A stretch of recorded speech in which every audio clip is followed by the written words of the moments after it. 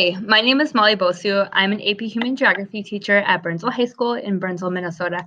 And today I'm just going to talk about a few ways in which I use ArcGIS in my classroom. So one of the things I do pretty early on to get my students more comfortable with using ArcGIS are the geo inquiries. And so the geo inquiries are those pre-made lessons that students can use in different content areas.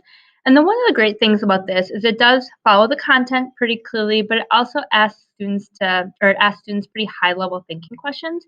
And it gets them to do many different things on ArcGIS map. So I use the human geography ones, and there's many different ones right here.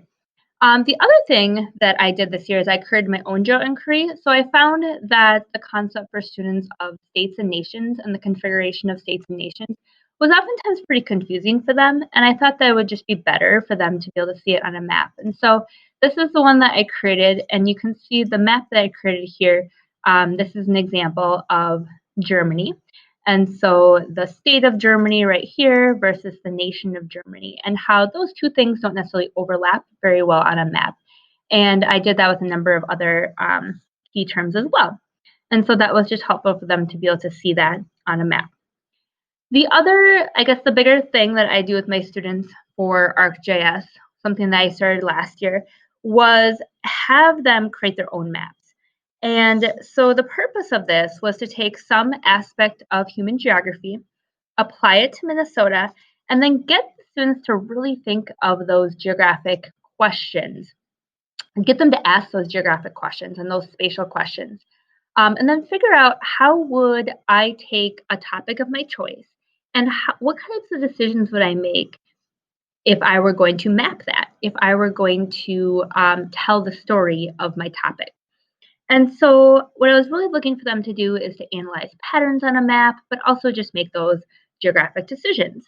And so I'm going to show you a couple of the examples of student work. So this first one right here, the student was looking at poverty in Dakota and Ramsey County, and they were looking at mapping out poverty, but also the different education levels, and to see if there was any correlation between those two. This group of students took a look at the Great Northern Railroad, and they were interested in this historic Great Northern Depot and how that led to transportation routes since then. And so they were taking a look at transportation routes, railways, highways, and then location of things like the airport and how those kind of all intersect in the history of transportation. This next one also took a look at transportation a little bit, and was particularly looking at airports in the Twin Cities area and where those airports would get their fuel, and then also how those link to other transportation routes. And then these groups of students were taking a look at segregation in Minneapolis and St. Paul, and then how those, you can see here, they had a map, a 1934 map of redlined areas. And so they were taking a look at different regions that were mapped out as redlined areas and green-lined areas and other areas, and then how that relates today to segregation that we still experience in the Minneapolis-St. Paul area. So all of those, I had all of my students create a map, and it was kind of this semester-long project. And then for second semester, I gave some of my students the opportunity to work with their map and to create an entry for the Minnesota mapping project or mapping contest.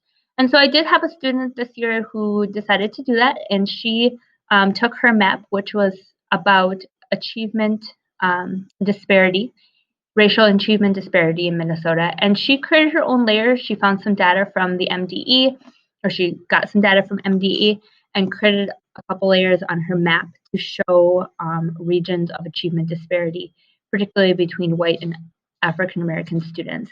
And she put her story into obviously the map, but also into writing in the story map, and she entered it into the Minnesota on the Map contest.